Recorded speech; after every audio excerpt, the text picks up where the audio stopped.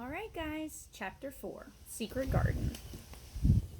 Chapter 4, Martha. It's a little windy out here today. When she opened her eyes in the morning, it was because a young housemaid had come into her room to light the fire and was kneeling on the hearth rug, raking out the cinders noisily. Mary lay and watched her for a few minutes and then began to look about the room. She had never seen a room like it at all, and thought it curious and gloomy. The walls were covered with tapestry with a forest scene embroidered on it. There were fantastically dressed people under the trees, and in the distance there was a glimpse of the turrets of a castle. There were hunters and horses and dogs and ladies. Mary felt as if she were in the forest with them. Out of a deep window she could see a great climbing stretch of land which seemed to have no trees on it, and to look rather like an endless, dull, purplish sea. "What is that?" she said, pointing out of the window. Martha, the young housemaid, who had just risen to her feet, looked and pointed also. "That there?" she said. "Yes, that's the moor," with a good-natured grin. "Does thou like it?" "No," answered Mary, "I hate it." "That's because thou's not used to it," Martha said, going back to her hearth. "Thou thinks it's too big and bare now, but thou will like it." "Do you?" inquired Mary. "Aye, that I do," answered Martha, cheerfully polishing away the grate. "I just love it. It's none bare. It's covered with growing things that smells sweet. It's fair lovely in the spring and summer when the gorse and broom and heather's in flower. It smells of honey, and there's such a lot of fresh air, and the sky looks so high, and the bees and skylarks make such a nice noise humming and singing. I wouldn't live away from the moor for anything." Mary listened to her with grave, puzzled expression. The native servants she had been used to in India were not in the least like this. They were obsequious and servile, and did not presume to talk to their masters as if they were their equals. They made salams and called them protector of the poor, and names of that sort. Indian servants were commanded to do things, not asked. It was not the custom to say please and thank you, and Mary had always slapped her ayah in the face when she was angry.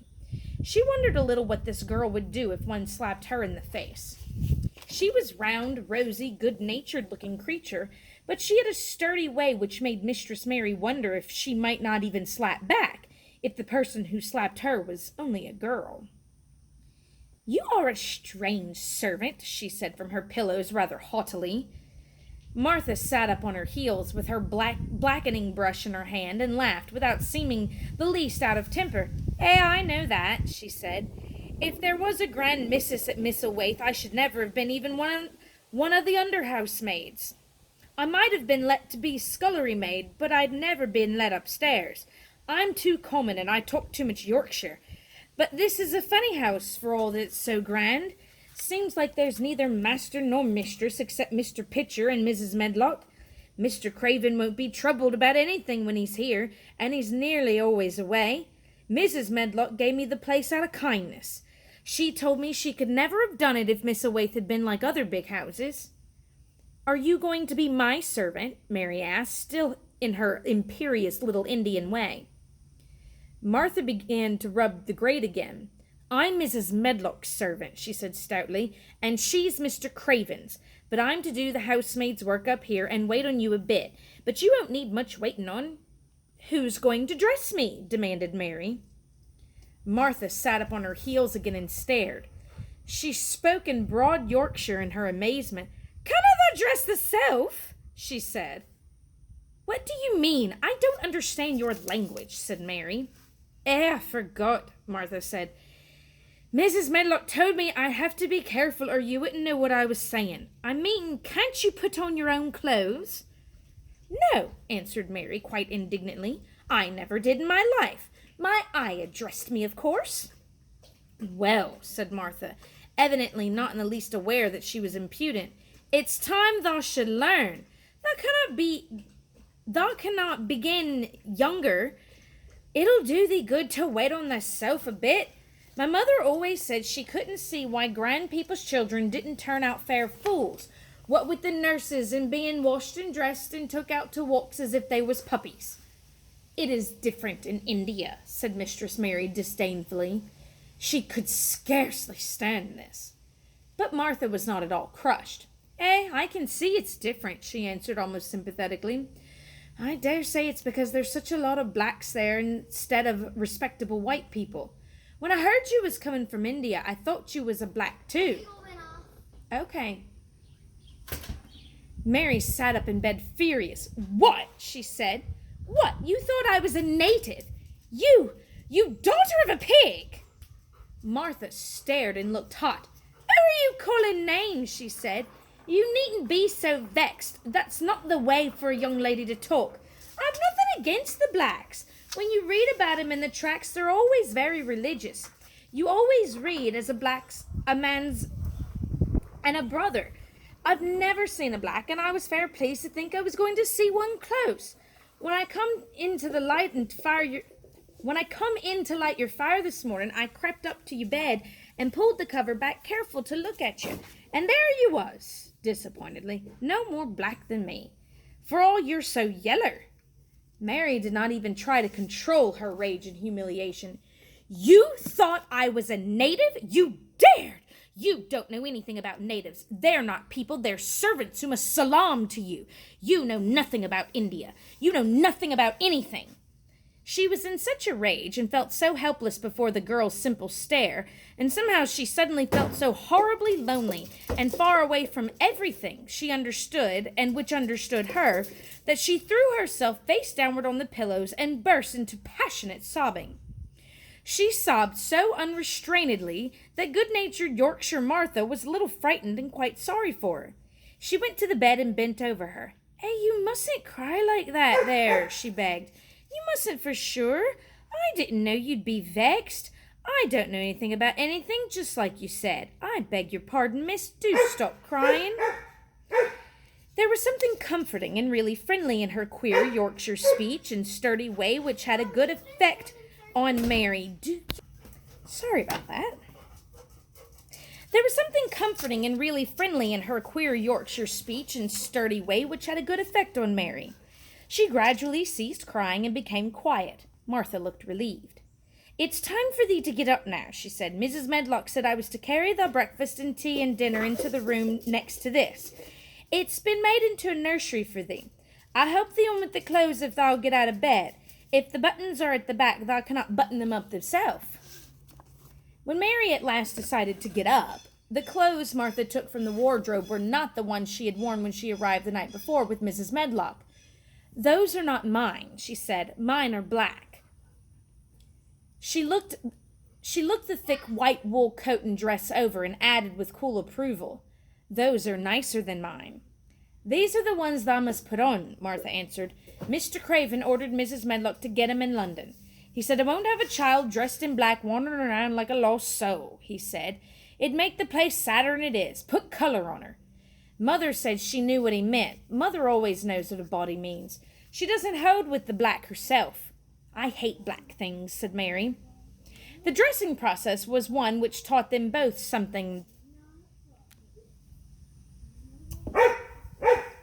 Martha had buttoned up her little sisters and brothers, but she had never seen a child who stood still and waited for another person to do things for her, as if she had neither hands nor feet of her own.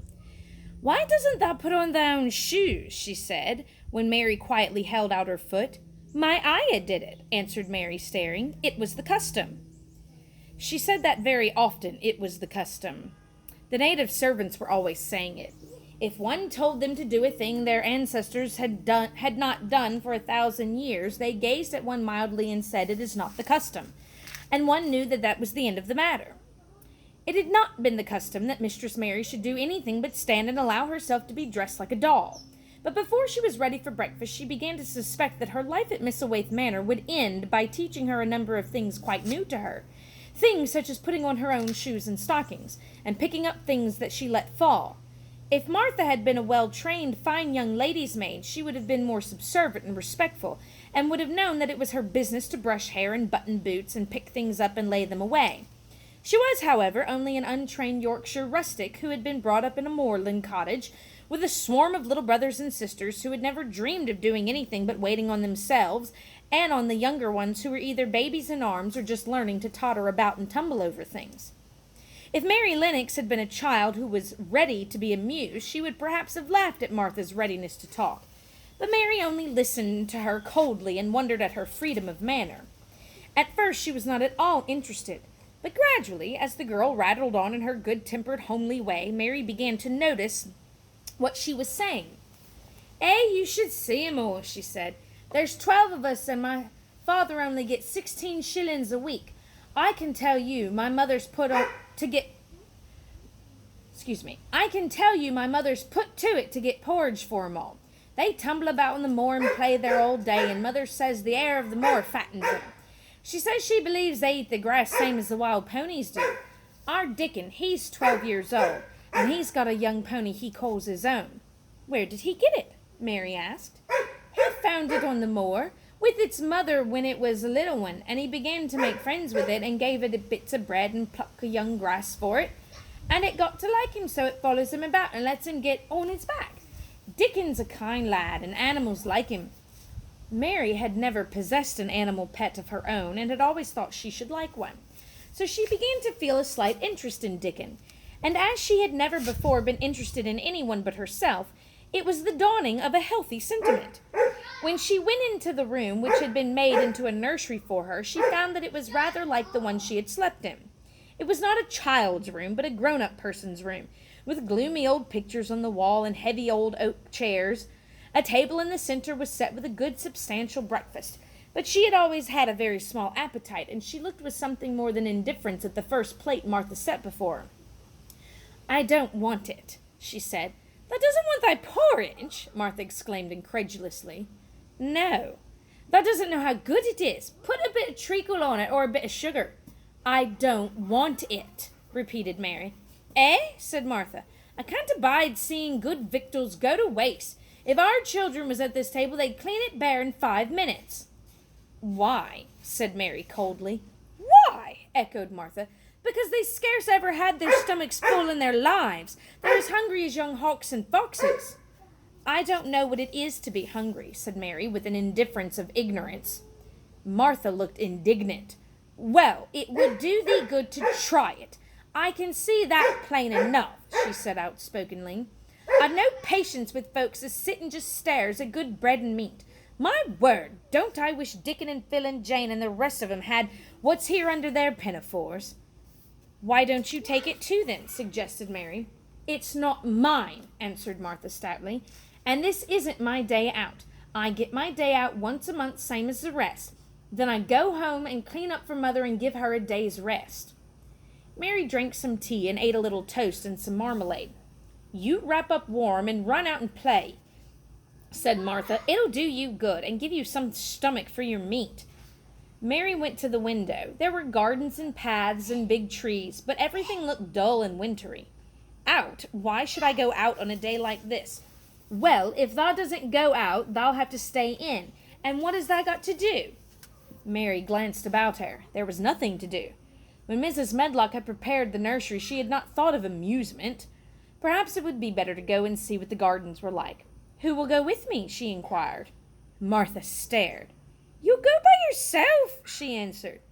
"You'll have to learn to play like other children does when they haven't got sisters and brothers. Our Dickon goes off on the moor by himself and plays for hours. That's how he made friends with the pony. He's got sheep on the moor that knows him, and birds as come and eats out of his hands. However little there is to eat, he always saves a bit of his bread to coax his pets." It was really all this mention of Dickon which made Mary decide to go out, though she was not aware of it. There would be birds outside, though there would not be ponies or sheep.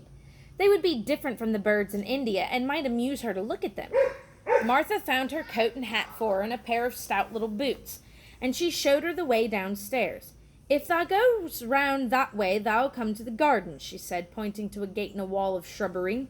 "There's lots of flowers in the summer-time, but there's nothing blooming now." She seemed to hesitate a second before she added, "One of the gardens is locked up. No one's been in it for 10 years. "Why?"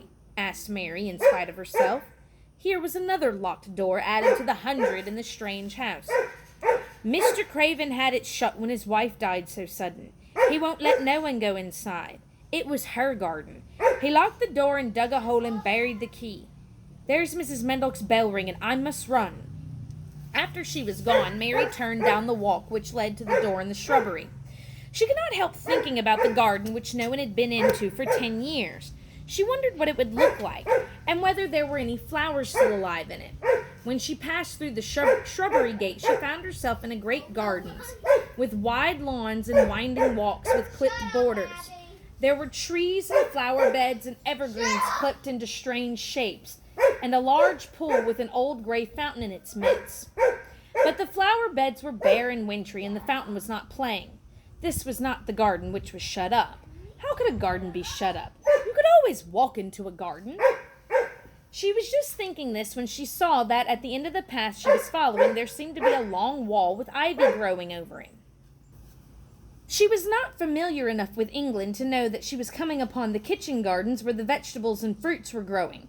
She went toward the wall and found that there was a green door in the ivy and that it stood open. This was not the closed garden, evidently, and she could go into it.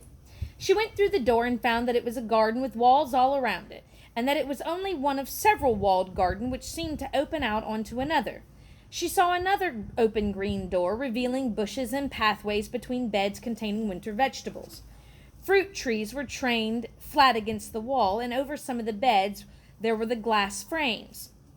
The place was bare and ugly enough, Mary thought, as she stood and stared about her. It might be nicer in summer when things were green, but there was nothing pretty about it now. Presently, an old man with a spade over his shoulder walked through the door leading from the second garden. He looked startled when he saw Mary, and then touched his cap.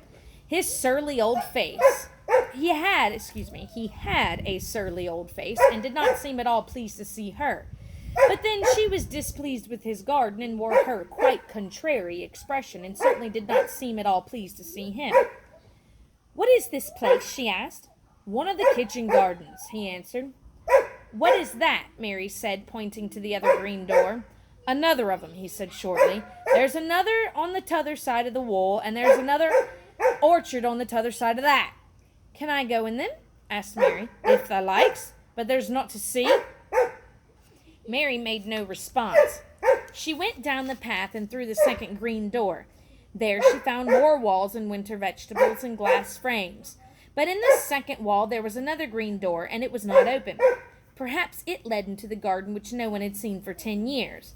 As she was not at all a timid child, and always did what she wanted to do, Mary went to the green door and turned the handle. She hoped the door would not open because she was sure she had found the mysterious garden, but it did open quite easily, and she walked through it and found herself in an orchard. There were walls all around it and trees trained against them. There were bare fruit trees growing on the winter browned grass, but there was no green door to be seen anywhere. Mary looked for it, and yet when she had entered the upper end of the garden, she had noticed that the wall did not seem to end with the orchard, but to extend beyond it, as if it enclosed a place on the other side.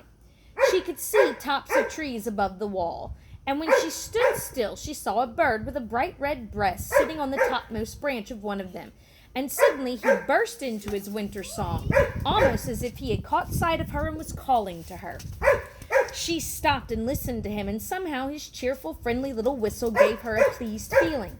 Even a disagreeable girl may be lonely, and the big closed house and big bare moor and big bare gardens had made this one feel as if there was no one left in the world but herself. If she had been an affectionate child who had been used to being loved, she would have broken her heart. But even though she was Mistress Mary, quite contrary, she was desolate, and the bright-breasted little bird brought a look into her sour little face, which was almost a smile. She listened to him until he flew away. He was not like an Indian bird, and she liked him, and wondered if she should ever see him again. Perhaps he lived in the mysterious garden and knew all about it. Perhaps it was because she had nothing whatsoever to do that she thought so much of the deserted garden. She was curious about it and wanted to see what it was like. Why had Mr. Archibald Craven buried the key? If he had liked his wife so much, why did he hate her garden? She wondered if she should ever see him, but she knew that if she did, she should not like him, and he would not like her, and that she should only stand and stare at him and say nothing. though she should be wanting dreadfully to ask him why he had done such a queer thing. People never like me, and I never like people, she thought. And I never can talk as the Crawford children could. They were always talking and laughing and making noise. She thought of the robin and of the way he seemed to sing his song at her, and as she remembered the treetop he perched on, she stopped rather suddenly on the path. I believe that tree was in the secret garden. I feel sure it was, she said. There was a wall round the place, and there was no door. She walked back to the first kitchen garden she had entered and found the old man digging there. She went and stood beside him and watched him a few moments in her cold little way. He took no notice of her, and so at last she spoke to him.